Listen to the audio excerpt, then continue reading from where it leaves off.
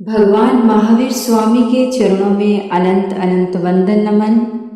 सिद्ध परमात्माओं के चरणों में अनंत अनंत वंदन नमन। संयम का वरदान देने वाले आराध्य गुरुदेव श्री धर्मेश ऋषि जी महाराज साहब के चरणों में वंदन नमन एवं सभी चरित्र आत्माओं के चरणों में वंदन नमन।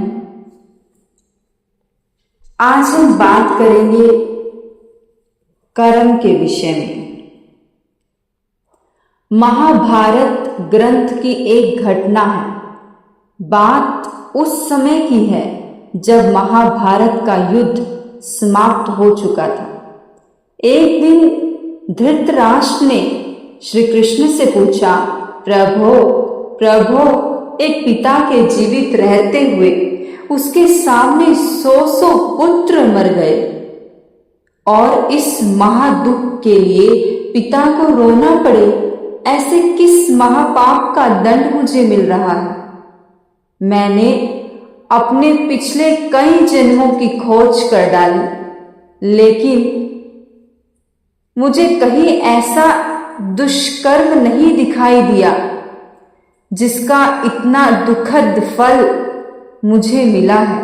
यह सुनकर श्री कृष्ण ने धीर गंभीर स्वर में कहा, हे हस्तिनापुर नरेश, बात आज से 100 जन्म पहले की है, जब तुम प्रजा वत्सल और न्याय प्रिय ऐसे सम्राट थे। तुम शाकाहारी और सात्विक जीने वाले थे, किंतु अंत्यत स्वाद लोलुपी भी थे। स्वाद भी तीव्र आसक्ति के कारण कभी कभी भोजन की खोजबीन किए बिना अविवेक पूर्वक तुम भोजन कर लिया करते थे।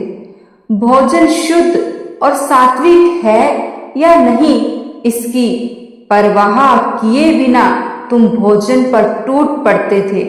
धीरे धीरे तुम्हारा रसोइया तुम्हारी इस कमजोरी को जान गया और वह पक्षियों का मांस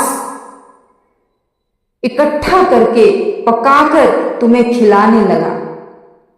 तुम्हें क्या खिलाया जा रहा है इस बात से तुम अनजान थे, किंतु बहुत प्रसन्नता पूर्वक सरस भोजन करके तुम रसोइयों का रोज इनाम दिया करते थे।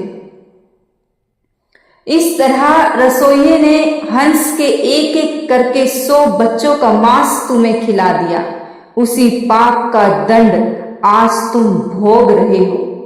पूर्व जन्म में तुम शाकाहारी थे और आज सम्राट बने हो, लेकिन आंखें होते हुए भी बिना देखे परखे खा लेते हो, इसलिए अंधे बने हो।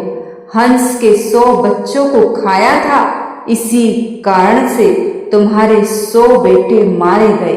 यह सुनकर धृतराष्ट्र अवाक रह गए। बिना विचारे मनुष्य कर्म कर तो लेता है, परंतु उसका फल मिलने पर रोता है। इसलिए कहते हैं बंधुओं कि कर्म एक ऐसी चीज है, आज किसी जन्म में हमें ज्ञान नहीं था, हमें समझ नहीं थी, इसलिए हमने किसी के साथ गलत कर्म किए, क्रूर कर्म किए, किसी को पीड़ा पहुंचाई, किसी को कष्ट दिया।